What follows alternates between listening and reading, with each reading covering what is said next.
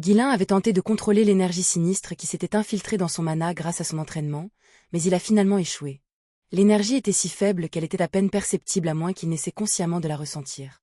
Il est clair que la nature de mon mana a changé, grommela-t-il alors qu'il se dirigeait vers le terrain d'entraînement. Même s'il s'était enveloppé de mana, le venin du python de sang avait finalement pénétré cette barrière et pénétré dans son corps. Peu importe la quantité, il était impossible qu'un poison aussi puissant puisse être complètement neutralisé en mâchant simplement quelques herbes antidotes. Il était clair que le venin du Blood Python avait réagi d'une manière ou d'une autre avec son mana, créant une mystérieuse synergie. On dirait qu'il n'y a qu'une seule façon de le savoir. La méthode de confirmation était simple, boire directement le venin du Blood Python. Il recréerait les mêmes conditions pour observer comment son mana réagirait. Si ma théorie est correcte, cela pourrait être une nouvelle opportunité. Guilin déglutit sèchement en secouant discrètement la petite bouteille qu'il avait secrètement prise dans la réserve. C'était tôt le matin et tout le monde dormait encore. Il s'était intentionnellement faufilé, évitant les yeux de tout le monde. Même si quelque chose n'allait pas, on ne le découvrirait que le matin. S'il devait s'effondrer maintenant, le territoire de Fenris et Ferdium serait piétiné par les ennemis en un rien de temps. Ce n'était pas une situation dans laquelle il pouvait se permettre de jouer avec sa vie, mais il ne pouvait pas non plus la laisser tranquille. Guilin avait soigneusement réfléchi à cette question à plusieurs reprises, évaluant les chances de succès tout en vérifiant son mana à plusieurs reprises. Si je contrôle correctement la quantité, je ne mourrai pas. Si mon hypothèse est correcte, je pourrais devenir plus fort beaucoup plus rapidement, c'est un pari qui vaut la peine d'être pris. Bien qu'il ait été renvoyé dans le temps, il avait moins de temps que dans sa vie précédente.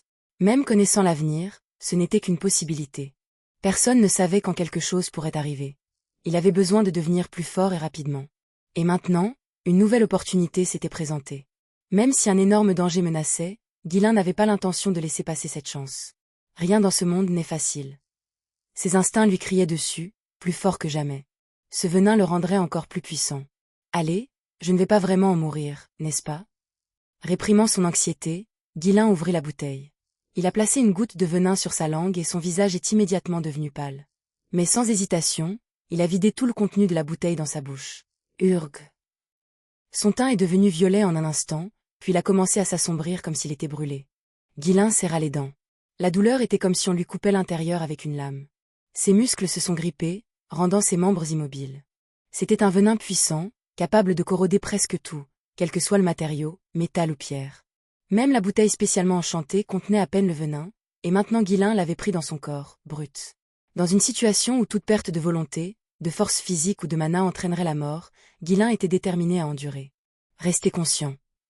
Il y avait une différence flagrante entre accepter le venin filtré à travers son mana et le boire directement. Si Guilin n'avait pas eu son mana, au moment où le venin touchait sa langue, il serait mort. Goum. Son mana se heurtait au venin qui parcourait son corps. Ces 3 noyaux tournoyaient furieusement, libérant du mana, mais le venin coulait à travers ce mana et se propageait dans tout son système. Le mana et le venin ont commencé une bataille féroce dans le corps de Guilin, chacun essayant de dévorer l'autre. Hugh. Les yeux de Guilin s'écarquillèrent. Des vaisseaux sanguins ont éclaté dans ses yeux et des larmes de sang ont coulé sur son visage. Comme si ses organes internes avaient été endommagés, du sang coulait des coins de sa bouche. Chaque veine de son corps enfla au point d'éclater. Pas mal du tout. Malgré les larmes de sang, Guilin sourit. La douleur était atroce, tout comme son anticipation grandissante. C'était ça. C'était le pouvoir. S'il pouvait l'absorber, il deviendrait exponentiellement plus fort. Hugh. La nouvelle force à l'intérieur de son corps faisait rage, essayant de se libérer. L'esprit à bout souffle, Guilin a continué sa pratique du mana. Ces 3 noyaux tournaient violemment, leurs efforts s'alignant sur la volonté de Guilin alors qu'il luttait pour contrôler l'énergie. Goum. Le mana qui avait autrefois balayé le venin fusionnait maintenant avec lui. Guilin pouvait sentir son mana augmenter, quoique légèrement. Tout ce qui était inutile avait brûlé, ne laissant en lui que la pure essence du pouvoir. Je le savais. Ma théorie était juste. Comme il avait prédit, son mana avait fusionné avec le venin du Blood Python, absorbant son énergie. L'énergie absorbée semble avoir contribué à l'amélioration de sa capacité de récupération. Après tout, le poison, s'il est correctement exploité, pourrait devenir un médicament. L'augmentation est bonne. Mais, même si son mana avait augmenté et son taux de récupération s'était amélioré, cela ne servirait à rien s'il ne pouvait pas calmer la montée d'énergie. Encore un peu. Juste un peu plus. Le mana écrasant a progressivement fusionné avec le venin, modifiant sa nature. Dans une situation où perdre connaissance n'aurait pas été surprenant, Guilin s'accrochait à l'espoir. Goum. Il n'avait aucune idée du temps qui s'était écoulé pendant qu'il endurait la douleur, mais progressivement, son teint a commencé à revenir à la normale. Est-ce que j'ai Réussi. L'énergie empoisonnée persistante dans son mana semblait avoir complètement disparu et la paralysie de son corps s'estompait. Guilin a calmé le flux de mana en lui, ramenant l'énergie qui s'échappait dans son corps. Baisser sa garde maintenant serait dangereux. S'il s'évanouissait, le mana déchaîné le déchirerait. Une fois toute l'énergie retombée, il s'est effondré au sol. Je l'ai fait, j'ai réussi. Au moment où il a confirmé son succès, la tension a quitté son corps et il ne pouvait plus bouger ne serait-ce qu'un doigt. Il n'avait plus la force de s'accrocher à sa conscience déclinante. Allongé au milieu du terrain d'entraînement, Guilin a finalement perdu connaissance. Guilin ouvrit lentement les yeux, incertain du temps qui s'était écoulé. Dès qu'il a fait, Belinda a crié, sa voix tremblante d'inquiétude. « Jeune maître, que vous est-il arrivé? Vous ressemblez à un cadavre. Regardez comme votre visage est pâle. » Belinda était toujours la première à vérifier le terrain d'entraînement tôt le matin, s'assurant que tout était prêt pour que Guilin puisse se concentrer uniquement sur son entraînement. Il semblait qu'elle avait été la première à le découvrir allongé inconscient sur le sol. Guilin eut du mal à se redresser, jetant un coup d'œil autour de la pièce. Il était allongé sur un lit, entouré des membres clés du domaine, tous rassemblés autour de lui. Qu'est-ce qu'il y a avec la foule? Quel est le problème? Gillian, l'air sérieuse, demanda. Monseigneur, avez-vous bu le venin du Blood Python? Nous avons trouvé une bouteille vide sur le terrain d'entraînement. Ouais, je l'ai fait. C'était vraiment génial. Des trucs épicés, répondit nonchalamment Guilin. Son ton désinvolte a laissé tout le monde dans la pièce bouche bée d'incrédulité. Le venin du python sanguin était connu pour sa puissance. Étant donné qu'il provenait d'une créature de la forêt des bêtes, il était probablement encore plus mortel que les cas habituels connus dans le monde. Et pourtant, leur seigneur était là, le traitant comme une boisson décontractée, allant même jusqu'à en évaluer le goût. Belinda, tremblante d'une colère à peine réprimée, a demandé « Pourquoi ferais-tu quelque chose comme ça ?» Cela faisait juste partie de ma formation, répondit Guilin avec désinvolture. Boire du venin compte comme un entraînement maintenant? La technique du mana de la famille Ferdium n'implique pas de poison, rétorqua-t-elle. Il y en avait en effet qui s'entraînaient en consommant du poison ou qui utilisaient du poison dans leur magie. En règle générale, ils développent une résistance en commençant par des toxines plus faibles et en augmentant progressivement la dose. Personne n'a simplement avalé un poison extrême comme Guilin l'avait fait.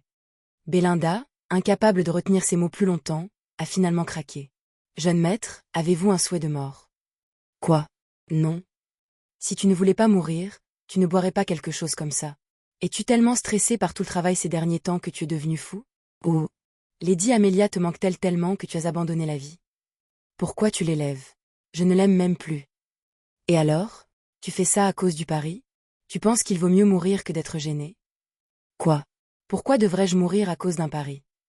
Guilin regarda autour de lui et réalisa que tout le monde semblait être d'accord avec la théorie de Belinda. Ils pensaient tous qu'il avait bu le poison parce qu'il ne supportait pas l'idée de perdre un pari et d'être humilié. Claude, l'air abattu, s'est avancé et a dit « Je ne savais pas que tu étais si affligé. J'appellerais ça un match nul.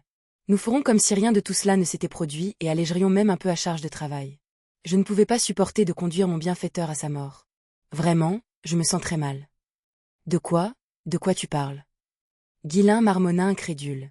Mais les autres hochèrent la tête, les yeux brillants d'émotion. Même Alfoy, l'air sombre, marmonna.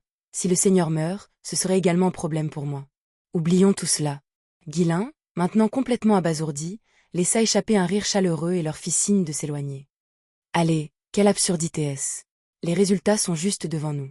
Pourquoi l'annuler maintenant? Belinda, frustrée, serra sa poitrine. Pourquoi ne peux-tu pas l'accepter? Ta fierté ne vaut pas ça. Pourquoi es-tu si têtu? Ça me rend fou. Ayant l'impression d'avoir avalé une pierre, Guilin soupira profondément. Celui qui était vraiment frustré ici, c'était lui. Très bien, ça suffit. Tout le monde, au travail. Le pari continue comme prévu. Claude regarda les autres autour de lui, haussant les épaules, impuissant. Eh bien, j'ai fait ce que j'ai pu. Le Seigneur a refusé. Alfoy hocha la tête en signe d'accord. Je lui ai dit aussi. Ce n'est pas ma faute. Il semblait qu'ils avaient tous essayé à tour de rôle de le persuader d'annuler le pari. Après tout, leur seigneur avait bu du poison, et ils avaient probablement peur d'en être blâmés. Guilin rit du ridicule de tout cela et leur fit signe de sortir de la pièce. Très bien, je suis debout, alors tout le monde continue. N'avez-vous pas entendu dire que le temps, c'est de l'argent? Mais jeune maître, reposez-vous au moins un peu plus. Vous ne pensez toujours pas clairement parce que le venin n'a pas complètement disparu de votre système, n'est-ce pas? Le ton de Belinda s'était adouci, comme si elle essayait de l'amadouer. Elle pensait que Guilin était toujours fou à cause des séquelles du poison, et c'était pourquoi il n'acceptait pas d'arrêter le pari. Monseigneur, la servante en chef a raison. Vous devriez vous reposer un peu plus longtemps. Vous n'avez pas l'air bien du tout, a ajouté Gillian, intervenant pour la soutenir. Mais Ghislain se leva et reprit ses fonctions. Il ne pouvait pas se permettre de perdre du temps allongé. Tant qu'il pouvait bouger, il devait en tirer le meilleur parti. Hugh, mon corps n'est vraiment pas en bonne forme. Ce venin n'était pas une blague, marmonna-t-il pour lui-même. Il avait l'air aussi maigre qu'un squelette, comme si sa force vitale avait été épuisée. Pourtant, malgré ses articulations qui grinçaient, Ghislain déambulait dans le domaine, vérifiant l'avancée des différentes tâches. Le changement soudain dans l'apparence du seigneur a choqué les habitants. Qu'est-ce qui est arrivé au seigneur? Pourquoi ressemble-t-il à ça? Ça doit être dû au surmenage. Il en fait toujours trop. Est-il en train de mourir d'une maladie? Que ferons-nous si le seigneur meurt subitement? Les gens étaient inquiets, craignant ce qui pourrait arriver si Ghislain mourait. Après tout, celui qui lui succéderait ne serait pas aussi généreux. Malgré leurs inquiétudes, Ghislain marchait péniblement avec le sourire, même si son corps avait du mal à suivre. Je peux le sentir. Il y a un pouvoir immense en moi. Tout. Et du sang. Beaucoup de sang aussi. Jeune maître, s'il vous plaît, reposez-vous déjà. Vous êtes tellement fatigué que vous dites des bêtises maintenant. Pourquoi ne m'écoutez-vous jamais? Comme d'habitude, Belinda le suivait, le grondant sans relâche.